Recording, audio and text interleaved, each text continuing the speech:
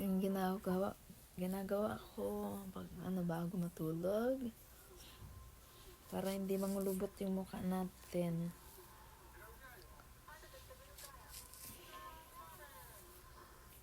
Teka, magbuhol ng buko.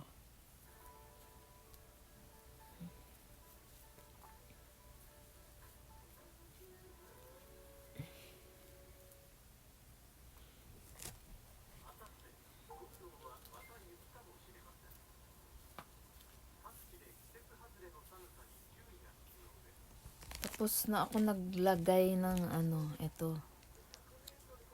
Mga sample yan ng mga bibilhin kong beauty products dito sa Japan. Tapos na ako naglagay sa face ko ng brightening night cream and day cream. Tapos ito yung yung pinaka Eskinol niya. Nilinis ko muna yung mukha ko ng Eskinol. Tapos ito yung soap niya.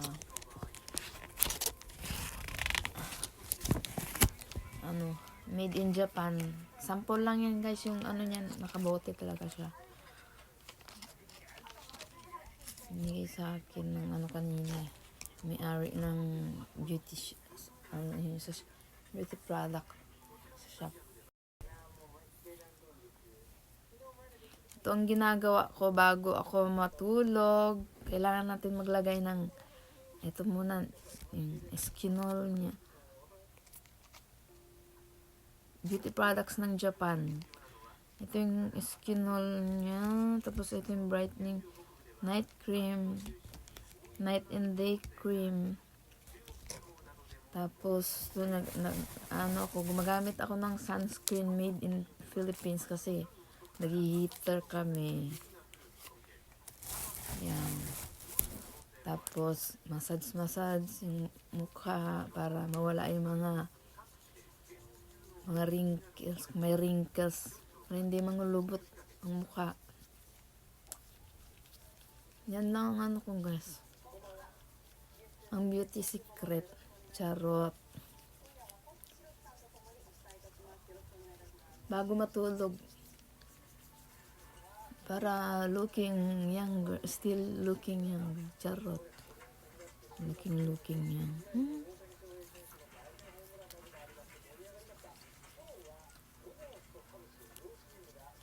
Kailangan kong tumaba ng konti.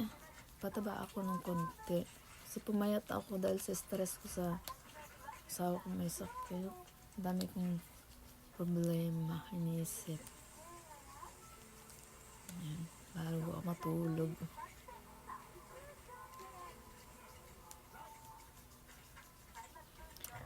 Ito, 15 years na to sa akin. Nung kararating ko lang sa Japan. Nabili ko sa Daiso Japan. Siya, rubberized. Bibili sana ako ng yung solar. Yung refa. Kaya mahal. Sayang pera. Padala ko ng pangkain ng pamilya ko sa Pilipinas. So, bibili ako ng mga mamahalin ako. Huwag na.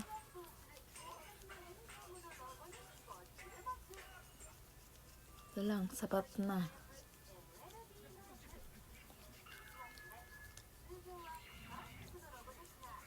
$15 years na to sa akin.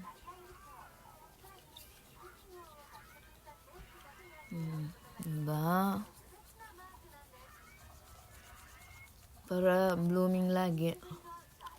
Ganyan.